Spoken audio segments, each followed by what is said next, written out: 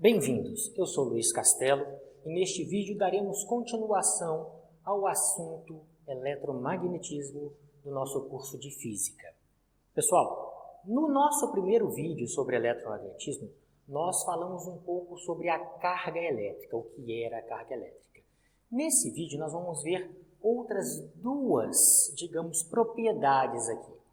Uma delas é como obter estas cargas elétricas. De quais formas eu posso obter cargas elétricas a partir de corpos que estavam inicialmente neutros. Deem uma olhadinha lá no nosso vídeo 1 para saber o que é um corpo neutro. É só uma lembrança do ensino médio, mas para saber o que é um corpo carregado, esse tipo de coisa. Então, a gente vai falar sobre os processos de eletrização. E a segunda parte deste vídeo, nós vamos falar o que é um condutor e o que é um isolante. Então, vamos começar aqui pelo nosso processo de eletrização. São 3 os processos de eletrização que nós vamos ver aqui. Então, da mesma forma que vocês viram no ensino médio, vamos aqui só recapitular. O primeiro processo que a gente tem é o processo de atrito. Como se dá o processo de atrito? O próprio nome fala. Eu pego um material, qualquer que seja, por exemplo, essa caneta, e atrito ela contra um pedaço de tecido, uma lã. De tanto a gente fazer este esfregaço de um objeto no outro, parte das cargas elétricas de um objeto passa para o outro. É sempre mais fácil existir a transmissão de elétrons de um corpo para o outro corpo do que o de prótons. Os prótons estão fortemente ligados ao núcleo, que já é uma dificuldade, e ele é muito mais pesado do que o elétron. A massa do próton, para vocês terem uma ideia, é de aproximadamente 1840 vezes maior do que a do elétron. Então, o processo para arrancar ele, o processo de inércia ali, é muito mais difícil do que arrancar um elétron, porque ele é um tanto quanto menos massivo ali. Então, a gente pode, e na maioria das vezes a gente vai fazer, este arrancar de elétrons de um corpo no processo de atrito e vai destinar ele para outro corpo. Como a gente vai saber qual que é o corpo que doou o elétron e qual é o corpo que recebeu o elétron para 2 materiais diferentes? Por exemplo, eu vou atritar o vidro com um pedaço de lã. Se vocês fizerem isso, e eu sugiro que façam isso, alguém já deve ter feito isso com pente ou alguma coisa assim, de tanto você pentear o cabelo ali, você consegue atrair pedacinhos de papel que estão sobre a mesa. Por quê? Porque ao atritar o pente com o cabelo seco, sem creme, esse tipo de coisa, tá? Eu vou ter arrancado elétrons ou do pente ou do cabelo e vou transportar de um para o outro. Então, o seu cabelo pode ficar erguido ali devido a esse processo de eletrização. Então, esse é o nosso processo de eletrização por atrito. Então, olha aqui, ó, no atrito.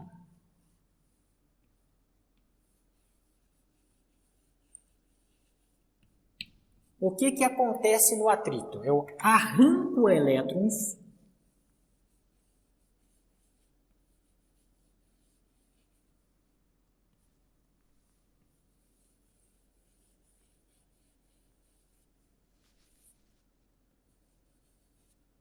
de um corpo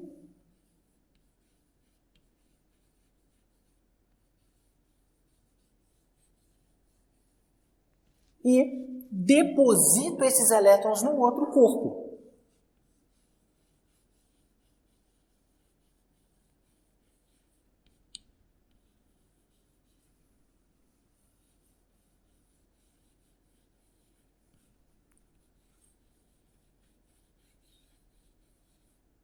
Então, notem aqui, por essa frase banal aqui, que existe uma coisa muito importante por trás dela. Qual é? Ó, eu arranco elétrons de um corpo e ele vai para outro corpo ali. Então, olha só, o corpo que eu arranquei elétrons são partículas negativas. Eu tirei elétrons daquele corpo.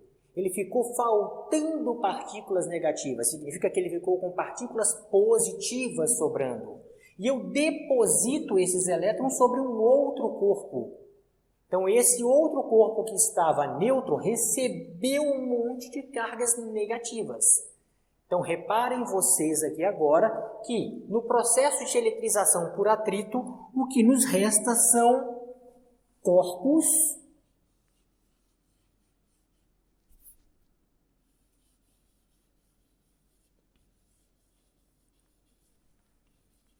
com sinais opostos. E eu comecei aqui a falar e não falei, não sei porquê, eu parei e não falei. Como é que eu vou saber qual corpo ficou positivo, quem perdeu o elétron, e qual corpo ficou negativo, quem recebeu esse elétron? Pessoal, dê uma olhadinha, peço para vocês darem uma olhadinha. No Halliday não vai ter, então dá uma olhadinha na internet, livros lá do ensino médio, um negocinho chamado série triboelétrica. Ela vai te mostrar quais são os materiais numa ordem, uma escadinha de alguns materiais, dentre todos os possíveis na natureza. Lógico que não dá para mostrar todos, mas ele vai listar alguns materiais dos quais tem mais facilidade para perder elétron e os outros que têm mais facilidade para receber elétrons. Então, vocês vão ter essa noção do que acontece de quem perde e de quem ganha elétrons no processo de eletrização por atrito. E agora, o que acontece quando eu falo sobre o contato? Vamos imaginar o seguinte aqui, só para poder exemplificar o contato. Não é só essa situação, esse é um dos exemplos que a gente vai fazer para contato aqui, tá? Imagina que eu tenho um corpo carregado, dois corpos idênticos de preferencialmente... voltando. Dois corpos idênticos, preferencialmente esféricos aqui, e que este corpo esférico aqui esteja sobrando nele cargas positivas. Escolha minha, escolhi que fossem positivas.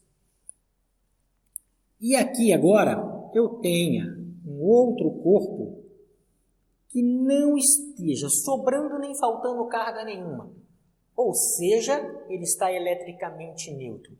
O que vai acontecer? É que eles estão separados. Vamos imaginar que a distância de separação entre esses dois caras aqui é muito longa. Tá. Então, a distância era infinita aqui. Por um milagre qualquer, esses dois corpos se uniram aqui de forma muito rápida, apesar da distância ser grande. Então, houve a união desses corpos aqui. O que vai acontecer quando existir a união destes corpos? Então, olha lá, o corpo estava com cargas positivas e vai tocar, não vai esfregar, ele só vai tocar num corpo que estava inicialmente neutro. Mas lembrem vocês o seguinte, neutro não significa sem carga elétrica. Tinha cargas elétricas. Então, gente, como este corpo tinha cargas elétricas, ele vai tentar equilibrar este outro corpo aqui, que tem cargas positivas em excesso. Então, parte dos elétrons desse corpo vão tentar vir para cá, porque a gente já viu lá no nosso vídeo 1 que as cargas negativas querem se aproximar das cargas positivas. E eu falei para vocês que quem se mexe aqui com prioridade são as cargas negativas, já expliquei por que também. Então, uma parte da carga negativa deste corpo vai tentar vir neutralizar este outro aqui. Então, passa, não todos, mas passa alguns elétrons para cá, tentando neutralizar. Então, repara aqui, nesse exemplo que eu fiz. Passei 3 elétrons que estavam aqui dando sopa, aqui, ó, tentar neutralizar ele por causa do contato aqui. Então, eu neutralizei 3 das cargas positivas das 7 que eu tinha desenhado nesta figurinha aqui. Então, repare vocês que aqui ficou com cargas positivas ainda sobrando, só que aqui perdeu elétrons. Então, na hora que eu separo isso aqui, com o cuidado que eu devo tomar nesse experimento, na hora que eu separo esse cara aqui, o que vai ter? vai ter este corpo que estava inicialmente com as minhas cargas positivas, com um pouco menos de cargas positivas, porque foi neutralizada pelos elétrons que passaram para cá. E aquele outro corpo vai ter também cargas positivas. Vai ser em igual quantidade? Vai ser em quantidade diferente aqui? Isso depende se os corpos são idênticos, se não são idênticos. Depende de uma série de fatores aqui. Se eles são pontiagudos, depende da geometria dele também. Tá? Mas um fato importante é que no processo de eletrização por contato, ao final desse processo, eu vou ter, para este exemplo meu, deixando bem claro aqui para esse exemplo meu aqui, ó, eu vou ter cargas de mesmo sinal aqui, nos dois corpos. Tudo bem? Então, no processo por eletrização por contato, ao contrário do atrito, eu vou ter corpos com mesmo sinal. Ó, mesmo sinal. Não vamos preocupar por enquanto, tem que haver essa preocupação, mas não precisa ser agora, nesse momento. Mesmo sinal contrário aqui nesse momento, tá? Mas vamos botar em mente por enquanto o processo, como é que se dá. Existe a passagem de elétrons que está sobrando de um corpo para o outro. Então, por isso eu consegui, ao final do meu processo de contato, ter dois corpos eletrizados. Agora, eu queria eletrizar esse, eu queria passar um pouco de carga para esse. Para quê? Para que a gente já falou, a gente mostrou porque que é interessante ter cargas elétricas lá no final do outro vídeo. Então, eu queria eletrizar ele e eu eletrizei ele por contato, de forma que eu obtive corpos com sinais iguais aqui. O último dos nossos processos de eletrização é um pouco mais complexo do que esses dois, que é o processo por indução. Como é que eu faço esse processo por indução? Gente, indução significa que eu não vou nem fazer o atrito e nem encostar um com o outro. Eu vou induzir, eu vou chegar perto dois corpos e vou ver o que acontece ali. Então, vamos ver como é que se dá o processo de eletrização por indução. Olha aqui, ó. Imaginem, agora, de novo, que eu tenha um corpo. Agora, vamos botar aqui para falar que eu não uso o sinal de menos. Que eu tenha um corpo inicialmente carregado com sinais negativos. Está aqui esse meu corpo. Perto dele, não vou encostar, eu vou chegar a um segundo corpo, o qual eu quero que ele tenha carga elétrica, mas no começo ele não tem cargas elétricas. Então ele estava lá separado, assim como esse, ó, infinitamente separado, com cargas totais nulas. Por quê? Porque a quantidade de positiva era igual a negativa. E eu vou chegar ele aqui perto deste corpo meu. Cheguei ele aqui pertinho, ó. Agora ele não está infinitamente separado. Ele está próximo. E o que vai acontecer ali? Olha só. Eu tenho cargas com sinal de menos nesse corpo. E eu já sei lá do meu vídeo 1 que cargas de sinais iguais se repelem. Então, essa outra esfera aqui, quando estiver perto desta esfera que já estava carregada, vai ter uma separação de cargas nela. Tá aqui, ó.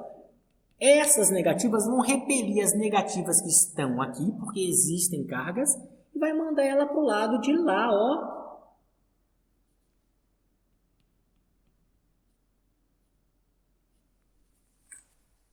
Então, o que acontece com o lado de cá? O lado de cá está faltando elétrons. Então, do lado de cá, sobrou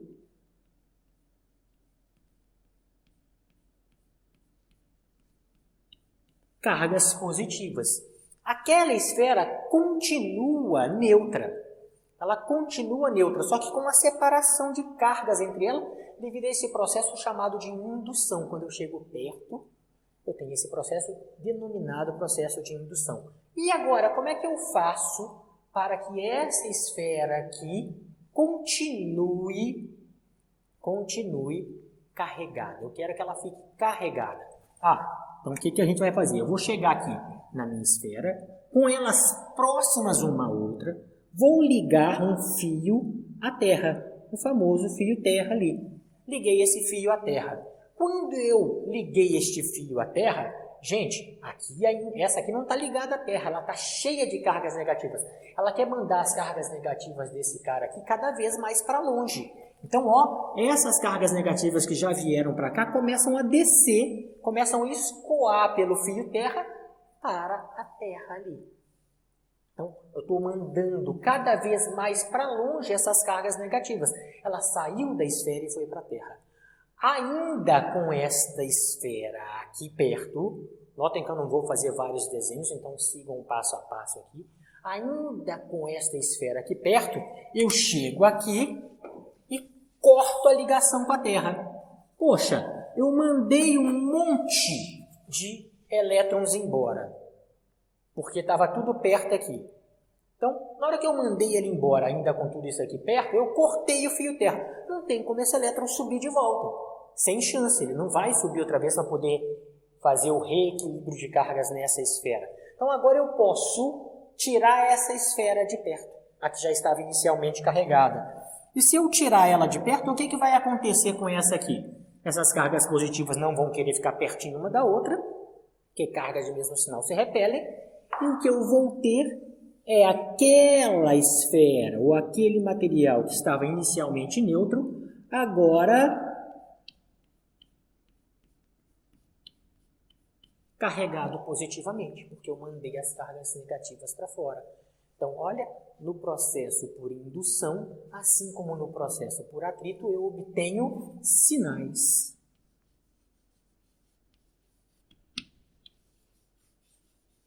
Opostos.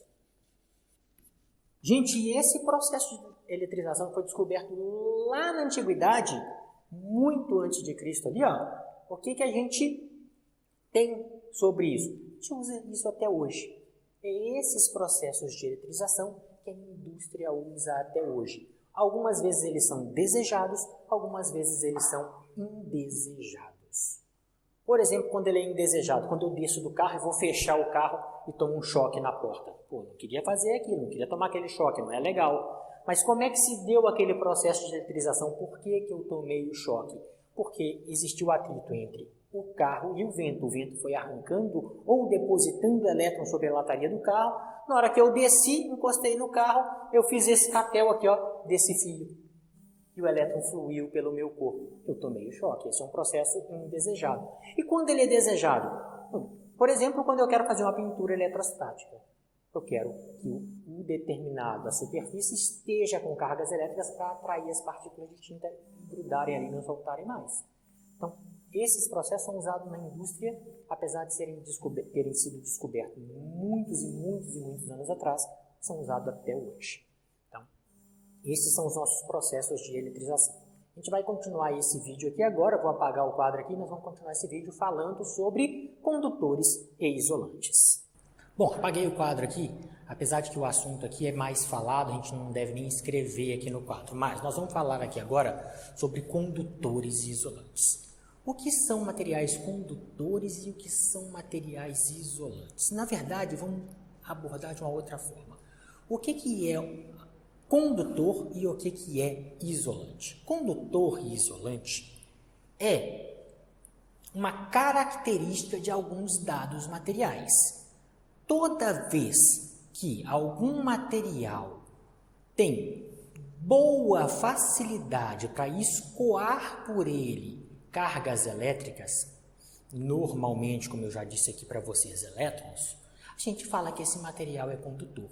Toda vez que ele apresenta uma rigidez, uma dificuldade para o escoamento destas cargas elétricas, a gente pode caracterizar ele como um isolante. Mas não existe nem condutor, nem isolante perfeito.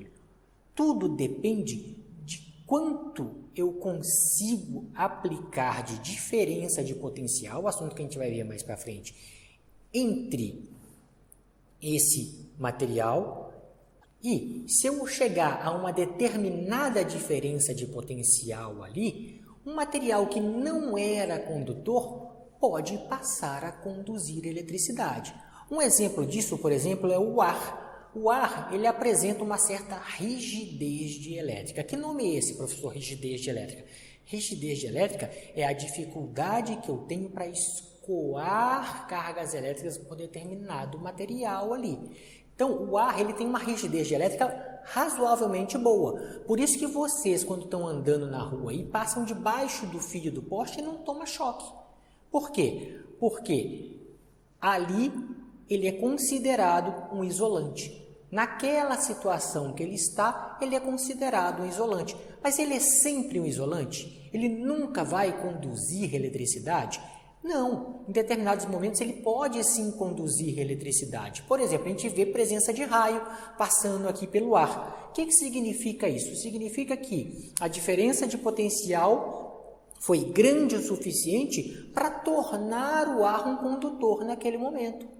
Então, tudo depende do quanto eu posso aplicar de diferença de potencial naquele material. Então, um material que dificilmente conduziria, ele pode passar a conduzir em situações especiais. Um material que conduz em determinadas situações, ele vai ter essa condução mais rápida ou mais devagar. Por exemplo, quando você vai ter a haste do fio terra da sua casa. Vamos supor que sua casa tenha ligação terra ali.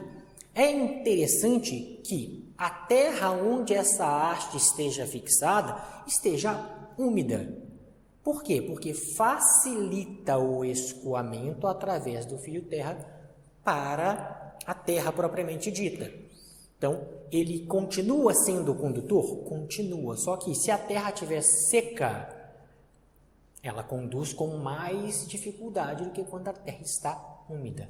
Então, essa é a nossa fala aqui bem simples sobre condutores e isolantes. Tudo bem? Materiais condutores são aqueles que têm uma certa facilidade para permitir o fluxo elétrico ali, o fluxo de elétrons por aquele material. Material isolante, ou também chamado de dielétrico, já fique com esse nome em vista que vai aparecer várias vezes para vocês. Os dielétricos são então os isolantes, são aqueles que apresentam dificuldade para o escoamento da eletricidade. E a gente tem que usar dielétricos ou isolantes corretos em situações corretas. Porque se eu dimensionar isso de forma errada, ele pode conduzir e causar acidentes, até mesmo algumas vezes fatais. Então, o dimensionamento disso é muito, muito importante. Tudo bem, gente? Então, esse aqui foi o nosso segundo vídeo a respeito de eletromagnetismo, mais propriamente dita da parte de eletrostática.